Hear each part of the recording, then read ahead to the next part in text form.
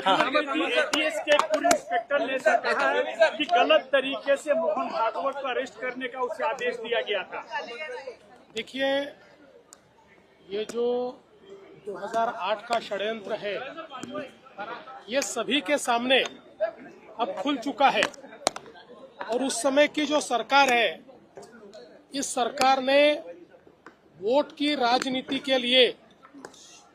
Hindu terror और भगवा आतंकवाद ये शब्द तैयार किए थे। आपको वो समय पता होगा कि जिस समय पूरी दुनिया में बहुत बड़े पैमाने पर आतंकवादी घटनाएं हो रही थी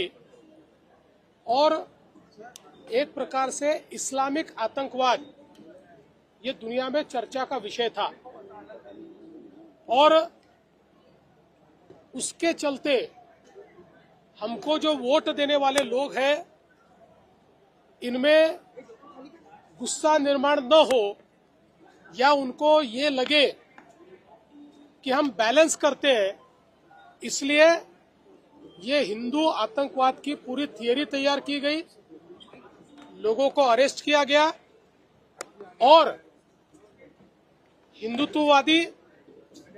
और राष्ट्रीय स्वयंसेवक संघ के अधिकारी पदाधिकारी इनको टारगेट करने का ये षड्यंत्र था। लेकिन बहुत जद्दोजहद करने के बावजूद उनके खिलाफ कोई भी पुख्ता सबूत नहीं मिल पाया। और कई अधिकारी ऐसे थे कि जिन अधिकारियों ने बहुत प्रेशर आने के बावजूद ये स्पष्ट रूप से कहा कि हम इतना गैर कानूनी काम नहीं कर सकते, ऐसा कोई सबूत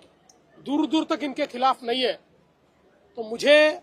ये लगता है कि अब परत दर परत ये जो षड्यंत्र है ये बाहर निकल रहा है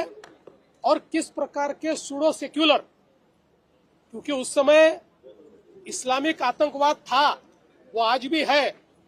पर ऐसा किसी ने नहीं कहा था कि सारे मुस्लिम आतंकवादी है, किंतु बावजूद उसके तमाम हिंदुओं को आतंकवादी ठहराने का प्रयास ये कांग्रेस के माध्यम से उस समय किया गया था। और उसी की कड़ी है, अब धीरे धीरे लोग बोलना शुरू करेंगे और कई गंभीर चीजें बाहर आएगी। पृथ्वीराज चौहान ने ऐसा कहा है कि भगवा जो कलर है वो शिवाजी महाराज का है, तो भगवा आतंकवाद न करते हुए सनातनी आतंकवाद करते। पृथ्वीराज चौहान ये अपने साथियों को बताए कि वो जिस सरकार में थे, मनमोहन सिंह जी की सरकार में, जिसमें प्रधानमंत्री कार्यालय का कार्यभार वो संभालते थे, उसी सरकार ने उसको